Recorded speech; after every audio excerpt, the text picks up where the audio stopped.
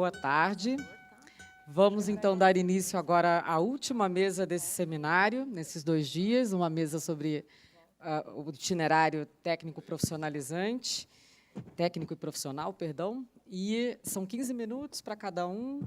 Eu pensei em começar com o Gustavo, passar para o Marcelo e terminar com a Carolina. Pode ser? Alô. Boa tarde. Agradecer o convite feito ao Senai para participar desse debate. Isso muito nos orgulha e nos honra. Falar um pouquinho da nova lei do ensino médio voltado aí para o itinerário 5. Eu vou procurar aqui ser bastante breve, tá? Que 15 minutos realmente voam. Nós fizemos algumas pesquisas e temos aí uma percepção clara da importância crescente da educação profissional junto à sociedade brasileira.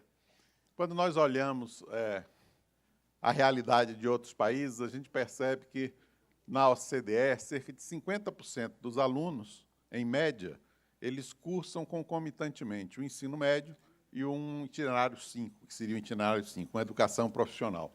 E, no Brasil, esse esforço, essa situação ainda é muito pequena.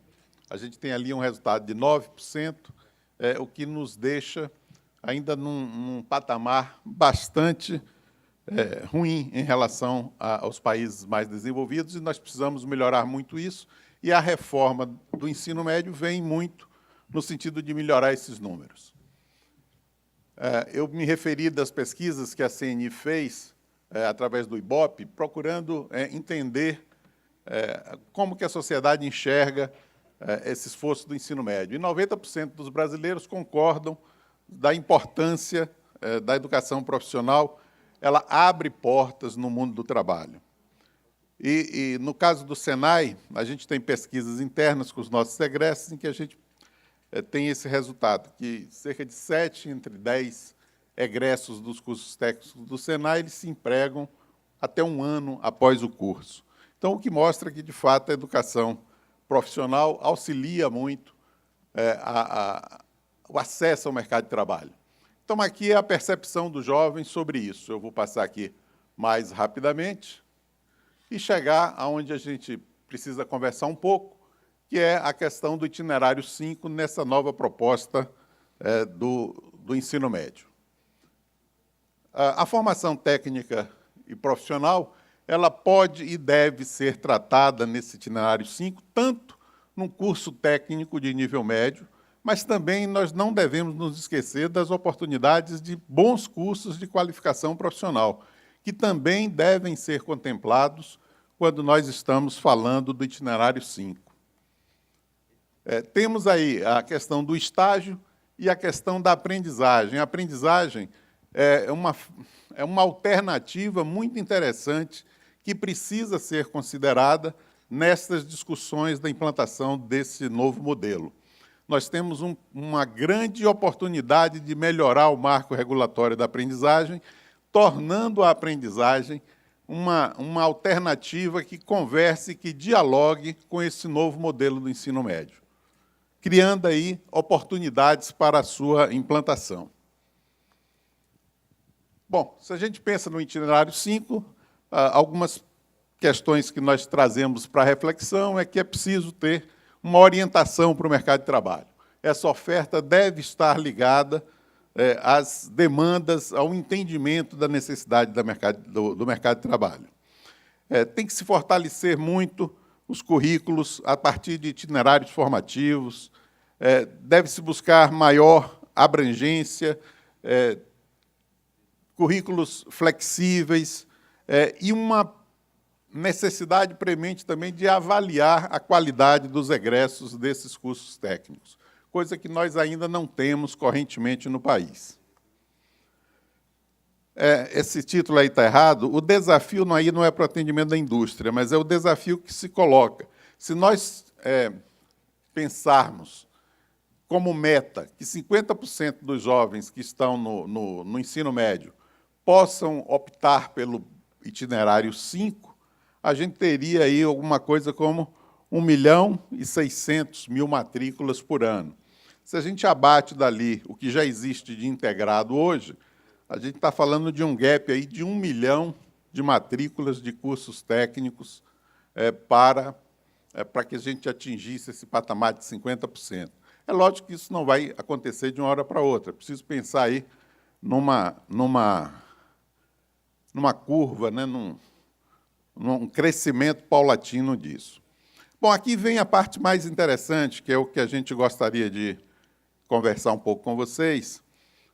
No âmbito do SESI e do SENAI, nós estamos entendendo que este novo marco regulatório do ensino médio traz uma enorme oportunidade para que a gente possa avançar na oferta de educação profissional de qualidade para a juventude brasileira. E nós não queremos ficar de fora disso. Então, a ideia é que nós possamos, nos próximos 3 anos, desenvolver pilotos que possam ajudar a conversarmos com os possíveis parceiros a partir de alguma experiência que a gente pode estar implementando. E se é sobre esse piloto e essa ação que nós estamos fazendo, que eu vou conversar um pouco com vocês agora. Primeiro, algumas premissas. Esse modelo é um modelo que a gente está fazendo entre SESI e SENAI, mas a ideia é que isso, depois de validado, possa também ser desenvolvido com outros parceiros, notadamente a rede pública. A premissa nossa, em cima da nova legislação, é carga horária de 3.000 horas, obedecendo aí o que será definido na base nacional, e entendemos que era interessante ter a possibilidade de matrículas distintas, né? Matrículas de 2 instituições parceiras, por exemplo. O SENAI tem uma metodologia de desenvolvimento dos seus cursos que parte do entendimento bastante minucioso das necessidades do mundo do trabalho, das empresas. Com essa metodologia, a gente desenvolve padrões nacionais em todas as áreas de atuação do SENAI. Isso vai num processo que define desde o perfil de competência do aluno, chegando até um processo de avaliação da qualidade do egresso. E temos uma atuação na área industrial em 28 diferentes áreas. Isso é de uma razoável complexidade.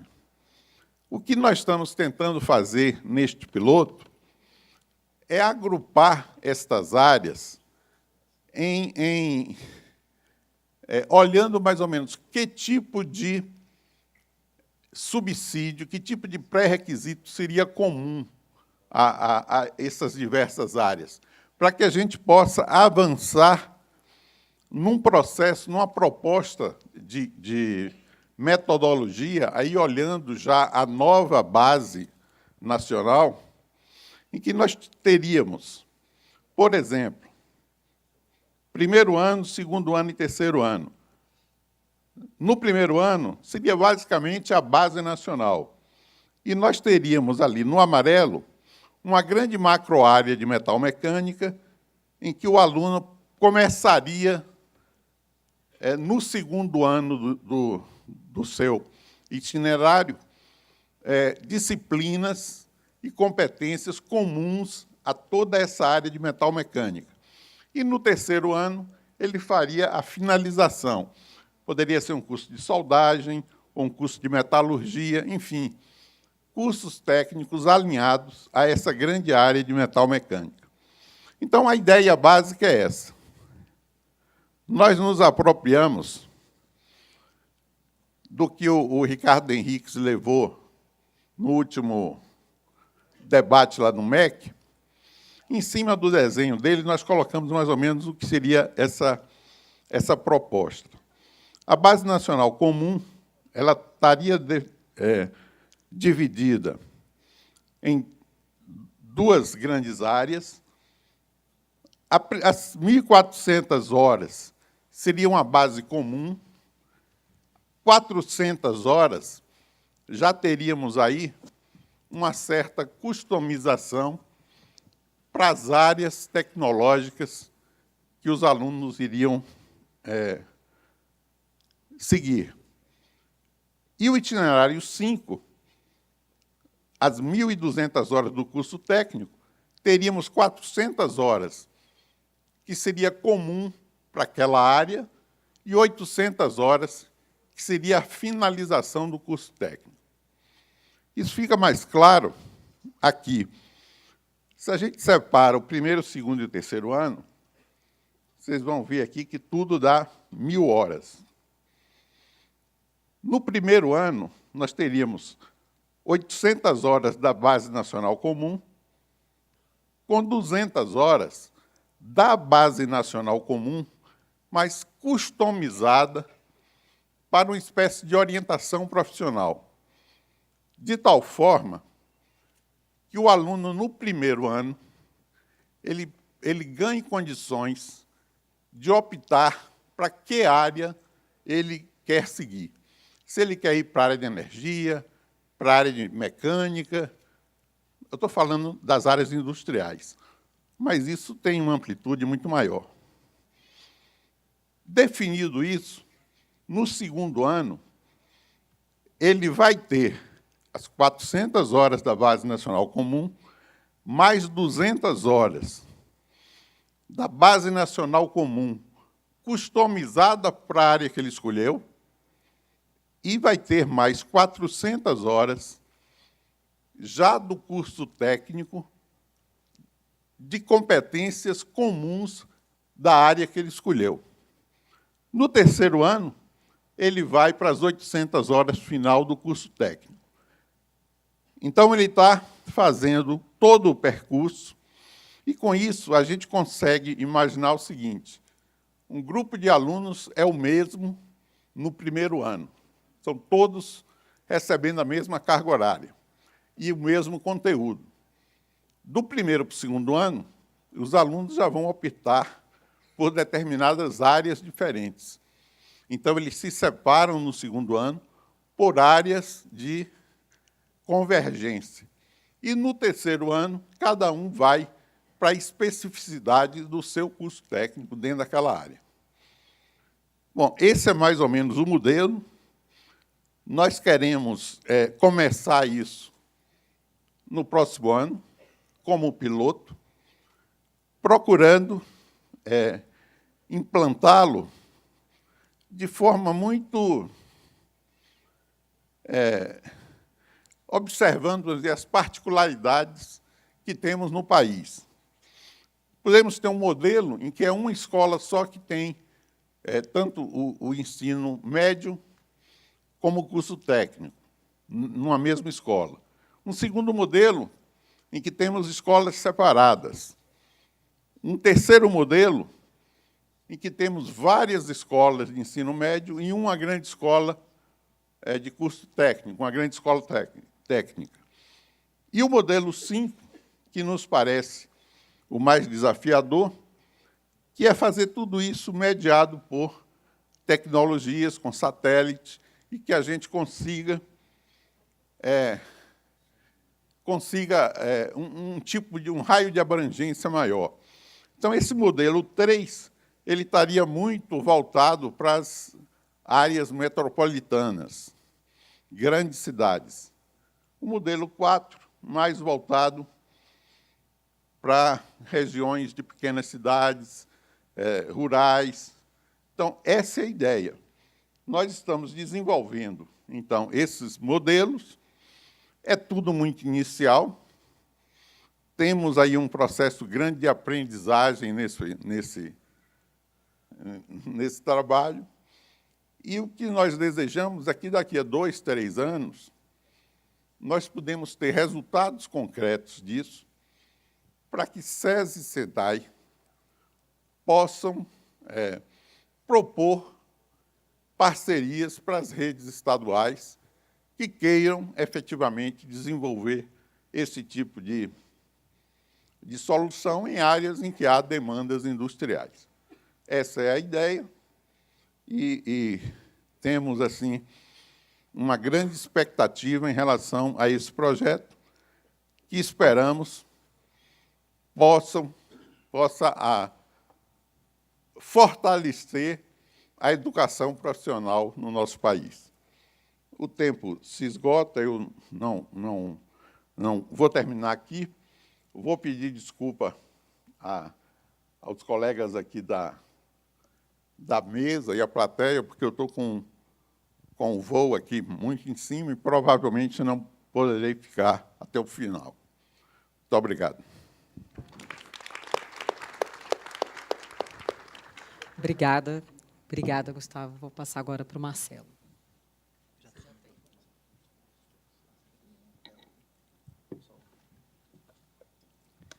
Bom, boa tarde a todos e todas. Queria, inicialmente, agradecer pelo convite, pela oportunidade de estarmos discutindo um pouco a respeito de um tema que é provocativo, se a gente olhar o histórico da realidade educacional brasileira. E espero aqui dar sequência nesse processo de provocação, né, já fazendo coro aqui com a proposta do Senai, no sentido de começar a mudar algumas coisas em relação ao próprio modelo de ensino técnico. Bom, inicialmente, a grande questão é: há lugar para a educação técnica no ensino médio? Ou é uma justa posição, como historicamente nós sempre fizemos? Acho que esse é o grande desafio que a gente vai ter que debater, e vejo que há possibilidade, sim. Eu faço a primeira provocação, que é a seguinte: hoje pela manhã, ouvindo os colegas secretários, que eu estou tendo o prazer de revê-los aqui, eu procurei contar quantas vezes a palavra trabalho apareceu, e foram muito poucas. Então, a provocação é: até que ponto, de fato, o ensino médio discute a dimensão do trabalho? Há uma grande oportunidade nesse sentido. Então, eu vou tratar rapidamente aqui essas questões de expectativas, a dimensão do trabalho no ensino médio, também procurar falar dessa relação entre ensino médio e propor. Essa é a ideia. O primeiro ponto, que é o ponto de partida, é que as expectativas são distintas. Se você olha a dimensão econômica, você tem uma perspectiva, a dimensão social tem outra expectativa, a dimensão educacional tem outra e a própria dimensão do estudante também tem outra. Isso significa dizer que o modelo, seja qual for, ele é controverso. Você nunca vai, isso já foi amplamente debatido aqui, você nunca vai ter um consenso amplo, mas é possível a gente avançar, ainda assim reconhecendo aquilo que é mais caro para cada uma das áreas, haja vista a questão de ser controverso. E aí eu queria tratar a questão do trabalho. Muito rapidamente, a gente não pode avançar sem considerar o histórico, porque, se nós estamos na situação atual, tem muito a ver com os esforços históricos que foram feitos. E aí nós temos uma LDB que fala da questão da educação escolar se vincular ao mundo do trabalho. Então, precisamos falar mais de trabalho, quando a gente fala de ensino médio. Então, visa o pleno desenvolvimento do educando e seu preparo para a cidadania e a qualificação para o trabalho. Precisamos enfrentar essa questão. Da mesma forma, o programa Ensino Médio Inovador, que se propõe a ser um processo mais flexível para o ensino médio, também se coloca na dimensão, que é o que já está previsto nas diretrizes, que é o fato de nós estarmos trabalhando a relação entre ciência, tecnologia, cultura e trabalho.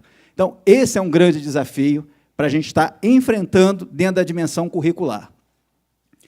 Da mesma forma, não vou me prender ao que está colocado, fica só como referência, mas está muito claramente colocado nas diretrizes, independente da mudança da legislação, as diretrizes elas refletem aquilo que os especialistas em educação estão debatendo.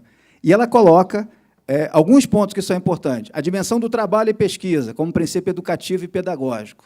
Vamos enfrentar isso? Ou a ideia é que a educação profissional fica sempre na responsabilidade de uma instituição profissionalizante, perdendo aí a oportunidade de aprofundar e dar sentido ao ensino médio? A ideia de indissociabilidade entre educação e prática social. Até que ponto o processo de pensar o mundo da escola ele vai ficar sempre desconectado do que o aluno faz assim que ele atravessa o portão de saída da escola?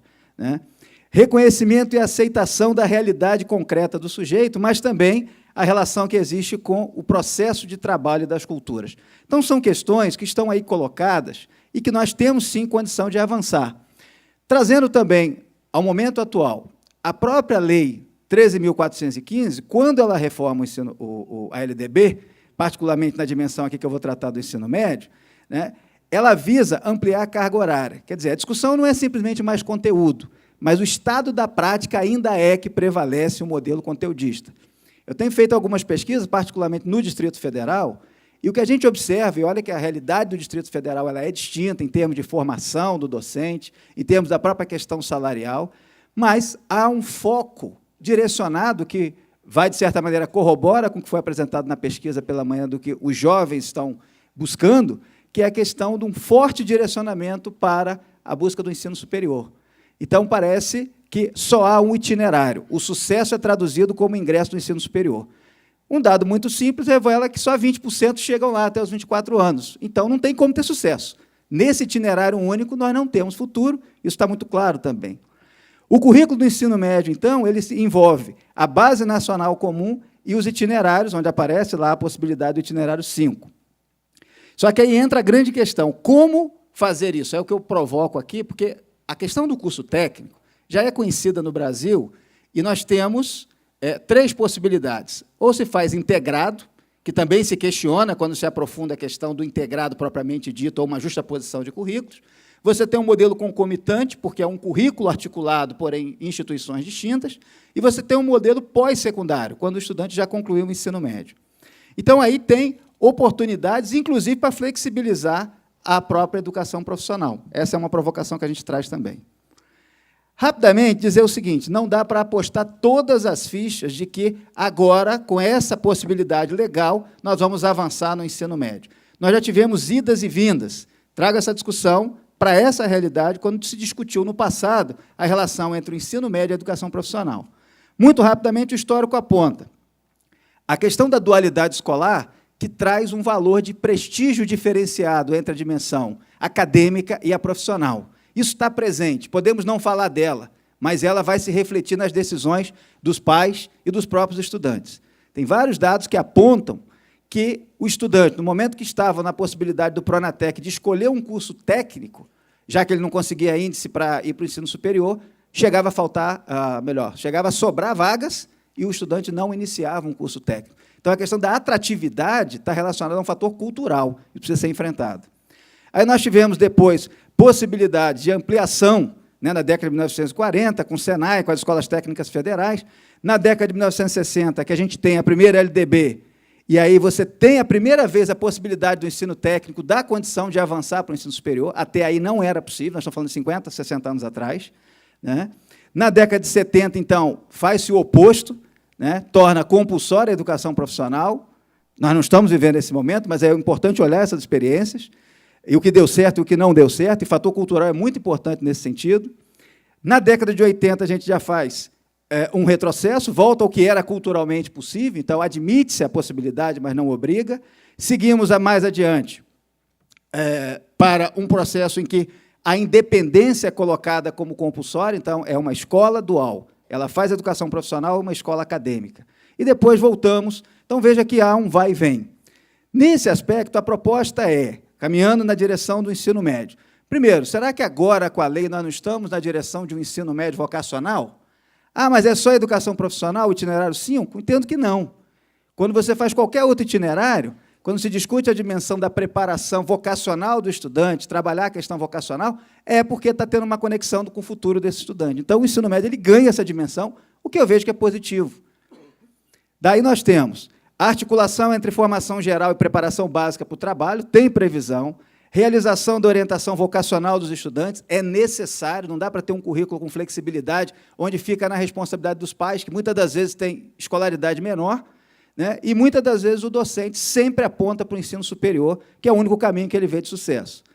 Analisar e produzir indicadores dentro da própria escola. Nós estamos aqui hoje recebendo vários indicadores. O que fazer com esses indicadores? O que a escola faz com o seu próprio público? Apenas indicadores nacionais não resolvem o problema.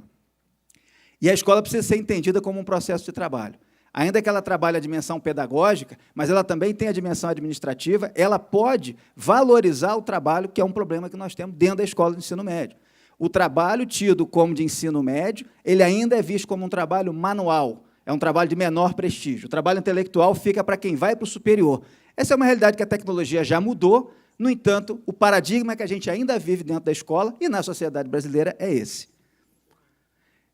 Ainda enquanto desafios do ensino médio vocacional, o que nós temos? A escola de ensino médio precisa ter outro tipo de atitude, trazemos aqui algumas experiências de escolas profissionalizantes.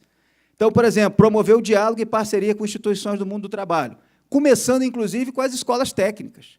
Se a escola de ensino médio permanece fechada nos seus muros, dificilmente ela vai fazer qualquer tipo de inovação curricular. Então, segue-se sempre o modelo tradicional. A dimensão da valorização dos gestores e docentes, já foi mencionado aqui, que está num bojo de qualquer mudança curricular, né? Mas eu destaco, dentre vários itens aqui, eu destacaria o último, o compromisso político do docente. Se não houver diálogo e debate com o docente, ao chegar no final, é ele que tem o poder de fazer ou não acontecer o currículo. Portanto, é preciso que se chegue num compromisso político do docente, e, para isso, tem todos os itens anteriores que precisam ser vencidos. Não é uma ação sequencial, ela é paralela, mas é preciso que se invista em todas as iniciativas ao mesmo tempo. Daí o maior desafio, tem que ter coragem. E é certamente vocês que estão aqui, que representam as diversas redes, né, e conhecem a realidade, a minha busca atualmente tem sido justamente mergulhar, enquanto pesquisador, na realidade da escola, conversar com o docente, com o gestor e com os estudantes, para compreender quais são as dificuldades práticas. Porque, pelo lado da gestão, você tem um tipo de possibilidade da política pública. Quando isso se desdobra em ação concreta na escola, muitas das vezes os resultados são muito aquém, ou às vezes nem chegam na condição de ação concreta na escola. Caminhando um pouco, então, para a questão da transição propriamente dita com o ensino técnico. Ele também tem seus limites. Então, a gente tem que destacar aqui que não pode apostar todas as fichas, porque agora o currículo permite. Nós já podíamos fazer currículos integrados. Eu gosto muito da ideia de que o ensino médio explicitamente coloca isso. Então, isso traz a questão. O fato de termos que, enquanto meta do PNE, triplicar o número de matrículas, mostra que seguir o modelo que está, já foi apresentado anteriormente aqui pelo Gustavo, 10% dos estudantes fazem ensino técnico. Triplicar é um desafio imenso, se a gente não mudar a forma de fazer ensino técnico. Tem o estigma do profissional. No Brasil, quando você fala de curso técnico profissionalizante, é um adjetivo que está, de alguma maneira, reduzindo o status. A graduação é profissionalizante, é tecnólogo. O mestrado é profissional. Tá. Então, você adjetiva com um sentido pejorativo. Então, nós temos que enfrentar essa questão. A pesquisa de manhã mostra o interesse do estudante, mas a sociedade não está, até então, ajudando. Isso não é custo de recurso, isso é mudança cultural. Por um lado, é até mais difícil. Por outro, não é só recurso que vai resolver. O currículo tem a questão... o itinerário formativo, ele não faz parte. Fazer curso técnico não é parte do itinerário formativo. Nós temos que mudar isso. Isso é esforço de política pública, não é recurso. Mais uma vez, o MEC tem um canhão, que é a possibilidade de estar com propaganda na TV permanentemente, né? E ele pode direcionar, por exemplo, para essa dimensão do sentido e do valor da formação profissional no novo ensino médio. Simplesmente falar de currículo de ensino médio sem incluir essa perspectiva vocacional, e quando eu falo de itinerário, o estudante faz ensino médio, faz uma parte profissionalizante ou não no ensino médio, e dali ele vai para o seu ensino superior quando ele quiser. Essas coisas não competem, ensino técnico não compete com o superior, mas na cabeça do estudante e do docente, pelas pesquisas que eu tenho feito, do próprio docente da escola de ensino médio, ele compete, porque ele não sinaliza sucesso. Então, o sistema de regulação precisa ser aperfeiçoado, já foi mencionado aqui, as políticas estruturantes são recentes, é preciso contar mais com os institutos federais, eles têm a obrigação, enquanto ente público, de estar atuando mais em parceria com as escolas de ensino médio. Precisamos ter mais indicadores, sobretudo de indicador de qualidade, já foi colocado aqui anteriormente, e, embora dê maior chance de emprego, não significa dizer que tem melhoria de salário necessariamente. Nós temos aí uma matriz salarial no Brasil que não valoriza, pela questão histórica, o curso técnico, como acontece muitas das vezes em outros países. Para concluir, tem várias oportunidades, aqui eu vou passar rápido aqui em relação a essas oportunidades, para não perder a minha oportunidade de demonstrar uma proposta, nesse meu 1 minuto e 30. Ela vai ter pontos comuns com o Senai, o que foi apresentado aqui pelo Gustavo. Mas aqui está o seguinte, vamos tentar entender isso em 1 minuto. O sistema educacional brasileiro tem educação básica e educação superior. O destaque aí nessa parte da metade superior é a educação profissional, que ela tem o seu nível médio e tem o nível superior. Deixa eu ver se eu consigo a luzinha aqui, fica melhor. Então, observe, aqui eu tenho o destaque da educação profissional. embora eu esteja falando da educação básica e superior.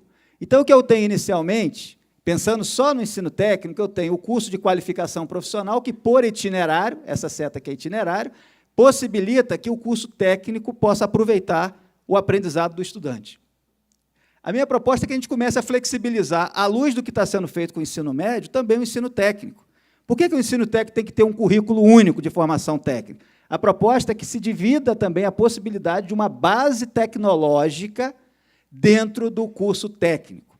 Então, essa base tecnológica, o Gustavo já apontava ali, a gente já teve essas discussões em outros momentos, por exemplo, aqui eu não quero ser taxativo nisso, mas ele deu o exemplo, eu vou usar o exemplo do Senai nesse momento, 400 horas. Significa dizer que essa parte é comum a vários cursos técnicos. Portanto, se o aluno fizer um curso, ele volta e faz um segundo curso técnico, apenas complementando a formação específica.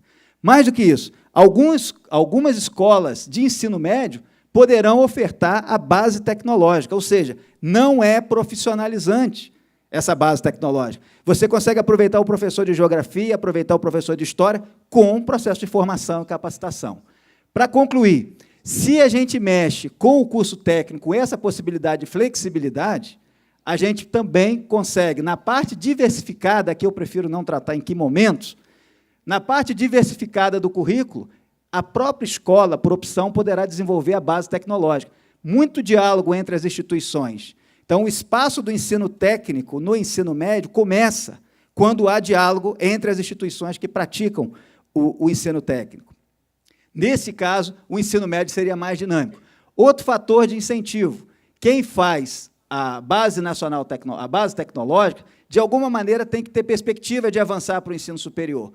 E o que pensamos é que o itinerário do curso técnico deve contemplar algum tipo de aproveitamento nos cursos superiores de tecnologia. Ou a gente tem itinerários, de fato, que cheguem até onde a nossa cultura aponta, que é sucesso educacional, ou seja, o ensino superior, incluindo o curso técnico nesse processo, ou, de fato, sempre o curso técnico vai ficar a reboque e o itinerário sempre vai ser levado para o superior. Eu concluo por aqui. Desculpa aí passar um pouquinho do tempo. Obrigada, Marcelo. Bom, boa tarde. Eu sabia que eu ia estar na última sessão do dia, mas que eu ia ser a última pessoa a dizer, o que aumenta a responsabilidade de trazer algumas ideias convergentes, que, ao longo desses 2 dias, foram amplamente exploradas. A reforma traz inúmeras potências, o que é bom. Por outro lado, nós sabemos que a flexibilização vai aumentar o nosso nível de complexidade. Então, a ideia seria, agora, para um encerramento, tentar trazer algumas principais conclusões do ponto de vista de ensino profissional, em especial, por eu ser de universidade, um pouco do papel do ensino superior nessa contribuição. Então, a pergunta que acho que é importante a gente tentar responder é como que esse ensino técnico profissional pode efetivamente ampliar oportunidades, porque nós temos tido experiências no Brasil, pelo mundo. Então, eu não vou trazer uma revisão da literatura, nem teríamos tempo para isso, e tem algumas referências no material que o Instituto Uniban compartilhou conosco, inclusive o livro do Simon Schwartzman. Mas eu considero didático pincelar muito rapidamente, e aí quero agradecer meu colega do INSPER, o professor Sérgio Firpo, que compartilhou comigo algumas referências importantes, trazer alguns modelos pelo mundo, não para a gente passar por eles, porque vai ficar cansativo, mas se nós fôssemos extrair alguns eixos dominantes que sejam importantes para a gente estruturar o problema, estruturar a questão, quais seriam? E, olhando aqui para 2 eixos, muito de forma simples, mas para trazer alguma objetividade, o ensino profissional ele passa, primeiro, quando ele começa e como ele começa, se mais cedo no ensino médio ou se mais tarde. Pode, inclusive, acontecer depois, e a gente sabe que isso vai piorando a situação, que vai gerando mais segmentação. E até que ponto ele prepara para o ensino superior, ele é uma opção para o ensino superior, ou ele vai concentrar mais em habilidades profissionais. E eu acredito que a oportunidade está num determinado lugar aqui desse quadrante. Se a gente olhar os modelos pelo mundo, e eu vou passar muito rápido o modelo de apprenticeship, o aprendiz, que é amplamente usado como referência ele tem suas limitações, ele acontece, em geral, mais tarde, até como uma preparação para o ensino superior. Nos Estados Unidos, existem essas faculdades para a comunidade, que eles chamam de community college, que foram criadas para tentar trazer o jovem de ensino médio, que tende a evadir, para uma possibilidade no ensino superior, mais profissional, e também tem trazido limitações. E, agora, uma promessa, não tem muitos estudos sobre o assunto, mas é a conexão do ensino médio com a universidade mais cedo, no início do ensino médio, que eles chamam de early colleges, e eu vou explicar rapidamente, para não cansar vocês, porque a ideia é extrair daí onde que está a oportunidade para o ensino vocacional na reforma do ensino médio no Brasil. Então, o modelo aprendiz, saiu agora um estudo, está até na referência que o Unibanco compartilhou com vocês, agora, no começo do ano, um estudo do Hanushek, que foi publicado no Journal de Human Resources, dizendo o seguinte: após um amplo estudo longitudinal, de mais ou menos 40 anos, com 11 países, o que é importante nós termos em mente para a gente não ficar simplesmente com essa tentação de copiar e colar modelos pelo mundo. Eu acho que a gente tem uma oportunidade de aprender com o que foi feito e fazer diferente de forma efetiva para a realidade do nosso país.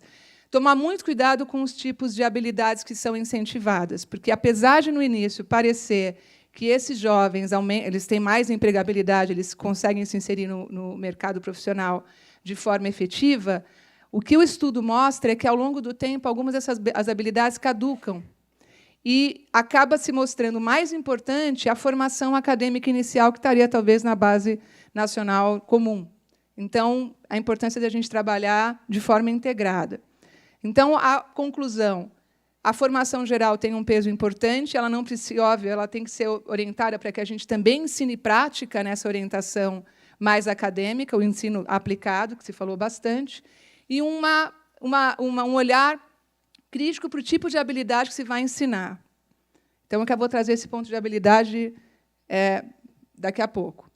Faculdade para a comunidade, ela traz um grande problema, que é a segmentação. Então, a gente tenta fazer isso também com o nosso EJA e outras alternativas para a gente tentar empregar esses jovens que não terminam o ensino médio, ou querem fazer o ensino médio com alguma especialização, e acontece o mesmo efeito. Primeiro, elas acabam tendo muitas pressões para se manter, obviamente, com receita para tocar o negócio. Elas acabam não atraindo professores qualificados, e nós tentamos, até no Brasil, com o ensino de tecnólogo, e acho que o estudo hoje do Todos pela Educação mostra o porquê que tende a não funcionar, porque o jovem não quer um beco sem saída, ele quer, obviamente, se ele for fazer uma formação de 2 anos, ele não quer, com isso, abrir mão do ensino superior em algum momento, então a gente precisa levar isso em conta. Nesse caso, os resultados são bastante ruins, mais da metade dos jovens americanos fazem os community colleges, mas a maioria não termina no tempo que se é esperado, e os que terminam são muito poucos. Quer dizer, então, a gente vê que esse modelo, não necessariamente, o ensino superior, nesse formato, não funciona. E acaba tendo uma pressão muito grande do ensino online, porque esses lugares acabam tendo um tipo de currículo muito instrumental, e, para isso, pode ser substituído por outras ferramentas. Então, tem um viés de seleção, ele acaba aprofundando diferenças e não revertem os gaps, acabam restringindo oportunidades. E os resultados promissores, óbvio, né, começando com poucos estudos empíricos ainda, são o ensino médio que começa junto com a universidade. No Brasil, ainda a gente tem questões de legislação, porque, no caso americano, eles valem como créditos para o ensino superior. Você tem essa transferência que é bastante interessante. E é voltado justamente com alunos de baixa representação no ensino superior. Tem um trabalho, obviamente, que conta com a ajuda do Bill e Melinda Gates Foundation, mas assim, é a sociedade civil, um monte de pessoas interessadas em doar, em contribuir com esse tipo de trabalho. Começaram desde 2002, mas os estudos empíricos são mais recentes, a partir de 2010. Eles ainda não são em massa, mas eles mostram resultados muito promissores, justamente porque esse tipo de modelo está baseado nos princípios de servir uma ampla representação de alunos, um programa acadêmico integrado, um suporte socioemocional e forte colaboração da comunidade, da universidade e dos agentes que financiam esse tipo de iniciativa. E chama muito a atenção os resultados, tá? Quando você compara com grupos de controle por loteria, apesar de não ser uma grande amostra. Na Carolina do Norte tem vários estudos sendo feitos a respeito. Uma porcentagem maior de alunos que terminam o ensino médio, com ingresso no ensino superior, e como conta 2 anos do ensino médio, conta como ensino superior, eles acabam tendo um certificado que seria o equivalente ao nosso tecnólogo, e muitos deles ainda continuam o ensino superior, podendo, no meio do caminho, trabalhar. Do ponto de vista de resultados de segunda ordem, bastante engajamento, diminuição do absenteísmo, melhoria dos comportamentos e atitudes em relação a si e à escola. Então, isso nos parece uma área promissora. Tudo isso para dizer o seguinte, que mais cedo integrado parece fazer diferença. E aí, quando a gente volta para a questão, então, se quanto mais cedo, melhor. Então, quais as habilidades que importam? Isso vai fazer muita diferença, porque talvez a mensagem central que eu gostaria de trazer na minha fala é que há a possibilidade de existir um currículo comum de habilidades técnicas, que seria necessário, não necessariamente estaria vinculado ao itinerário 5, mas poderia estar na própria formação acadêmica e em todas as outras. Isso que parece fazer diferença, de fato, na empregabilidade desses jovens. Peço desculpa pelo inglês, mas eu tirei isso de um relatório lá dos Estados Unidos, e eu explico para vocês. Em azul, o que é projetado de empregos até 2022. E, em cinza, o que vai ser dado de certificados e diplomas que vem sendo dado, né, nesse período até 2010, onde foi feito o estudo. E olha que interessante, vai haver mais demanda para o que se fala ensino dessas habilidades médias, que são aquelas habilidades que são mais que o ensino médio e um pouco menos que o ensino superior. Vai haver mais demanda por esse tipo de emprego, e que, obviamente, não limita a chance desses jovens depois fazer um ensino superior, do que necessariamente pessoas formadas com ensino superior. O que mostra uma nova economia que se estima representar 47% das próximas ofertas de emprego. O que é interessante nisso é olhar o seguinte, eu traduzo aqui para vocês. E onde elas estão orientadas? É só olhar as primeiras palavras. Olha, suporte, reparo. São interativas, elas não são só técnicas. E acho que isso é importante chamar a atenção. Não é ensinar a pessoa a operar uma máquina, a apertar um botão, é para ela, de fato, interagir com o ser humano, e de forma com algum conteúdo. E isso nos traz a conclusão, e aqui estão os números, só para voltar aqui, os números de aberturas de vaga para esse tipo de emprego até 2020. Então, olha que interessante. Quando você olha, por exemplo, um amplo estudo que foi feito com indústria nos Estados Unidos, mais de 1.123 empresas dentro das várias indústrias, olha que interessante que aparece. Quando se pergunta como que o trabalho vai mudar nos próximos 5 anos, as pessoas respondem, bom, vai ter muita automação, então a diferença vai ser informar pessoas que saibam trabalhar em equipe e interagir. O que mais? E elas vão precisar redesenhar linhas de produção. Então, essa parte de design se torna muito importante, que, inclusive, foi um aspecto que a gente cobriu no currículo de engenharia da escola. As principais eficiências que eles têm notado nos profissionais que vêm para esse tipo de desafio é falta de habilidade em resolução de problemas. Então, está aí uma outra componente importante. Então, tentando resumir a ideia central, se a gente fosse pensar na composição de um currículo profissional comum que não precisa estar vinculado ao itinerário 5. Ele deve, obviamente, se tiver lá, é condição mais do que obrigatória que exista, mas ele pode começar muito antes, mesmo na formação acadêmica. Ele teria composto, dentro de tudo que a gente tem olhado, em resolução de problemas, importância do design, aprender a aprender, interação com os outros e trabalho em equipe. Isso seriam as habilidades essenciais. Então, pensando em todos vocês, como eu, devem estar com a cabeça cheia com tudo que foi discutido. Por onde a gente começaria? Qual seria um denominador comum? Além dos conteúdos que já estão na base nacional, no currículo comum, essas seriam as habilidades profissionais mais importantes para se enfatizar. E com um desafio imenso, e aí eu vou fazer uma afirmação sujeita a debate. Fundamental que se avalie Então, eu acho que esse é um aspecto que nós precisamos considerar quando formos avaliar o desempenho desses alunos. Hoje, a gente precisa melhorar, aliás, é um convite que eu faço, a gente faça um debate sobre mensuração dessas habilidades, porque nós temos como referência o CDE, o PISA, que já tem incluído resolução de problema em simulações de computadores, com todas as críticas que se tem, e, recentemente, eles estão fazendo com uma dimensão interativa, mas aí é um robô do outro lado, fazendo esse tipo de simulação, e isso é limitado. A equipe da Ayrton Senna, o PB, o pessoal que está estudando formas de mensurar, está usando aqueles fatores comportamentais ligados ao socioemocional, né, amabilidade, extroversão, capacidade de estabilidade emocional, autodisciplina, mas isso também é sujeito à discussão, porque não necessariamente todas essas habilidades chegam nesse denominador comum. Mas o que é interessante notar é que todas elas estão voltadas a gente... Obrigada.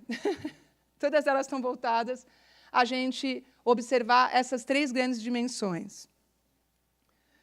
Então, para concluir, onde que estão as oportunidades quando a gente fala de ensino vocacional profissional? O que é importante a gente ter em mente? Se nós não nos orientarmos e concentrarmos naqueles eixos principais, e a oportunidade está no mais cedo possível,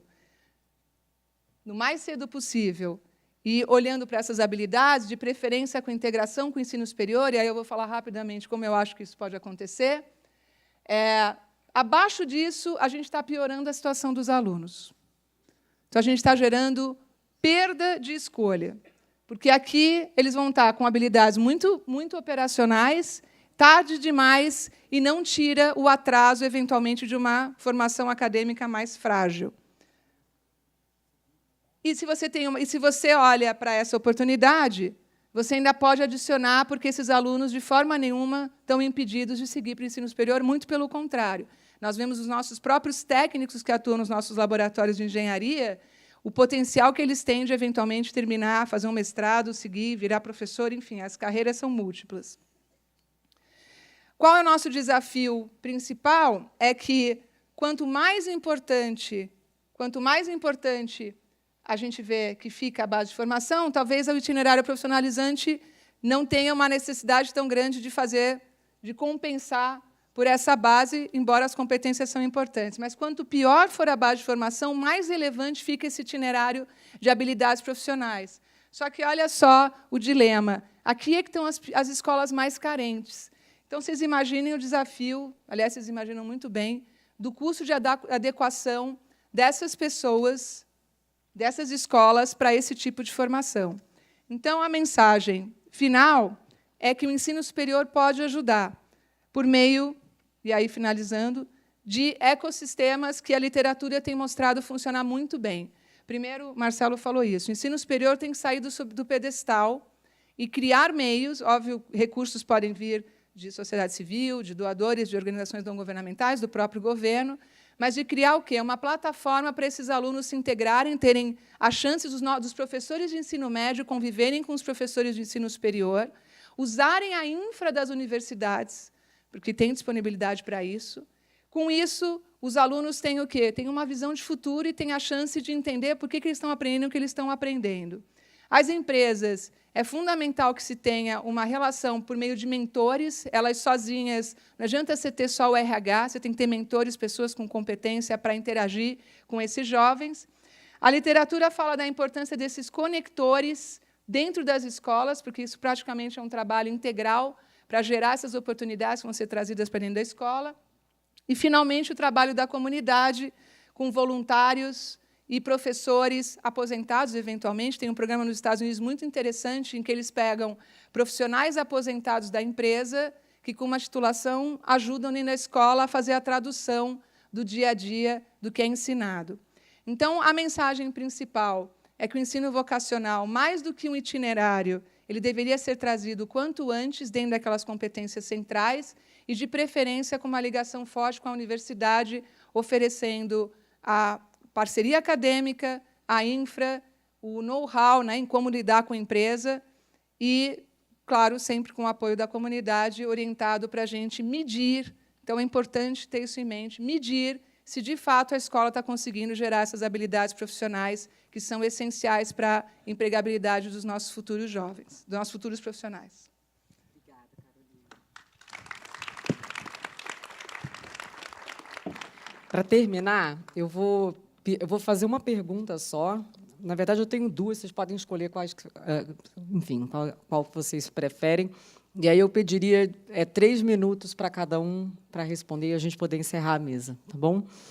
Então, a primeira pergunta tem a ver com essa ideia de parceria que a gente falou aqui. Então, a gente falou de tanto a universidade poder ser um parceiro importante, falou dos provedores, o próprio Sistema S, tem várias instituições que oferecem já com qualidade, etc., e que podem ser parceiros.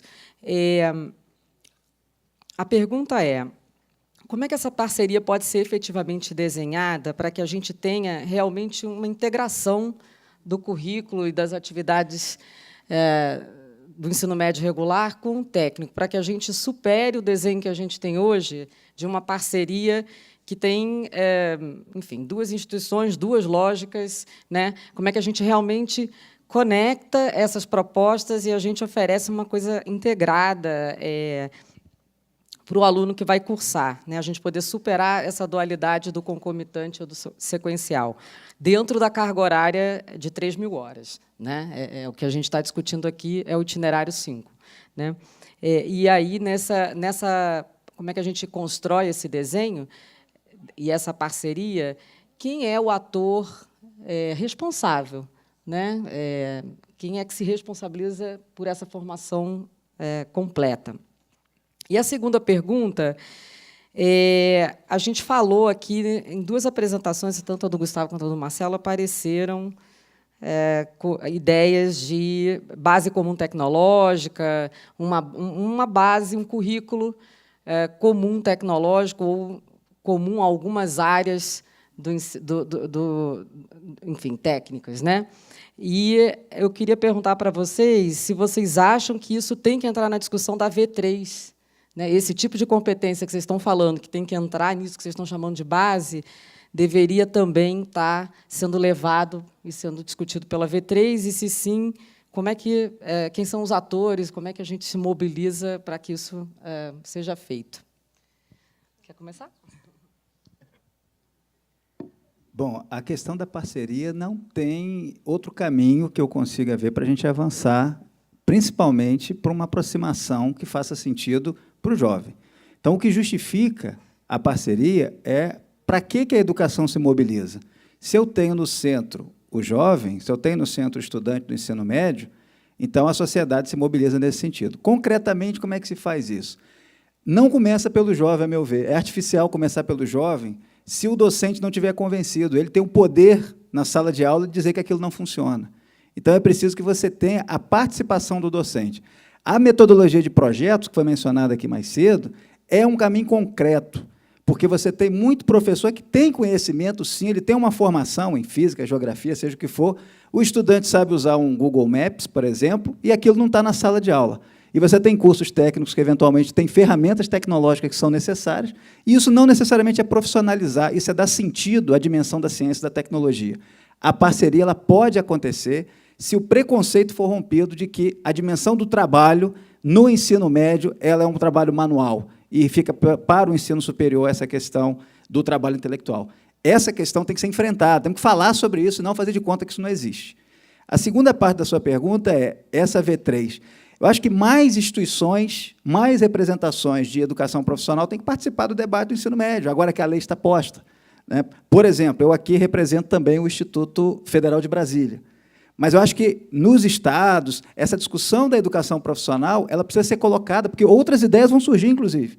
Do contrário, nós vamos ter uma base fechada e sempre alguém dizendo, mas poderia ter tido maior participação. Historicamente, não há uma participação dos atores da educação profissional na discussão do ensino médio brasileiro. A oportunidade que está sendo dada agora é justamente fazer esse modelo. E, principalmente, os dados que hoje são colocados, foram colocados pela manhã, as pesquisas que eu tenho feito, que uma parcela delas não está concluída, por isso eu não trouxe dados, demonstram que o estudante ele está querendo que alguém oriente. O professor da escola de ensino médio ele sabe que o modelo de preparar para o Enem Não resolve, porque ele fica frustrado, ele diz, a gente prepara para o Enem, depois encontra o nosso aluno na padaria, o nosso aluno como trocador de ônibus. Isso é frustrante. Frases são deles, dos professores.